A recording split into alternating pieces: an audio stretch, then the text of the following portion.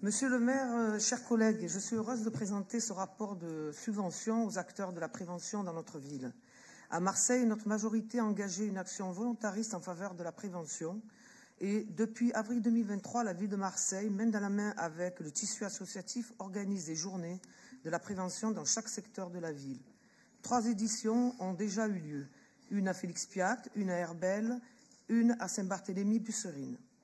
Ces journées faites d'ateliers de rencontres avec des acteurs institutionnels et associatifs, de théâtre forum, d'animation, qui ont pour objectif de lutter contre les conduites à risque des jeunes, sont un véritable succès. Les 3 premières éditions réunissent plus de 60 partenaires, acteurs de prévention et plus de 8000 jeunes et familles. La prochaine édition aura lieu la semaine prochaine, du 22 au 26 avril, dans plusieurs cités du 15e arrondissement, en partenariat avec la mairie du 15-16, avec une journée phare sur la cité du Castellas. C'est un travail de longue haleine qui vise à impliquer les familles et les jeunes, mobilise l'ensemble des acteurs de prévention. C'est le fruit du travail de la commission des mineurs, des collectivités territoriales de l'État et du service SPD, que je remercie beaucoup, que j'ai mis sur pied grâce et avec Madame Dominique Laurens, procureure, qui a été remplacée par Monsieur Besson. La prévention fait moins parler que cette poudre aux yeux et cette communication politique nationale. La petite musique très sécuritaire et qui est en grande partie de l'affichage que le gouvernement nous sert est très problématique et inquiétante. Les opérations de communication, comme il y a 3 semaines, l'opération Place Nette contre le trafic de drogue à Marseille, suscitent scepticisme, désillusion et méfiance de la population. Ces opérations très médiatisées laissent perplexes policiers spécialisés, magistrats quant à leur efficacité.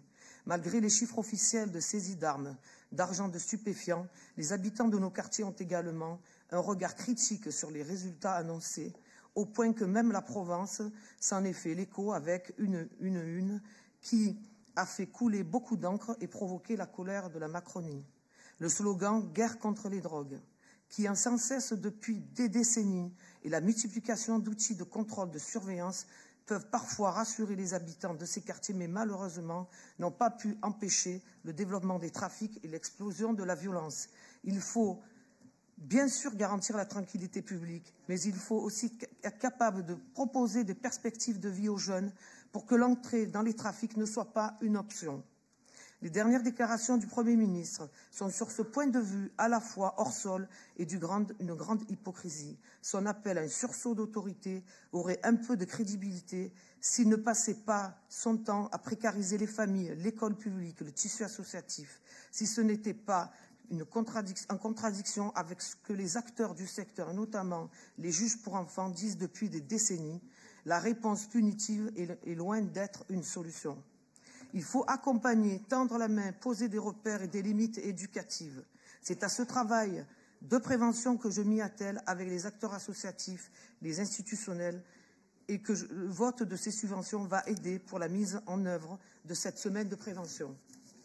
Je voudrais aussi remercier le maire de me faire confiance et bientôt nous allons renforcer le service, créer une équipe mobile de prévention expérimentale, même au niveau national, afin d'agir auprès de la population, accompagner les familles et les jeunes en détresse lorsqu'ils sont confrontés aux violences et où il se passe des événements dramatiques.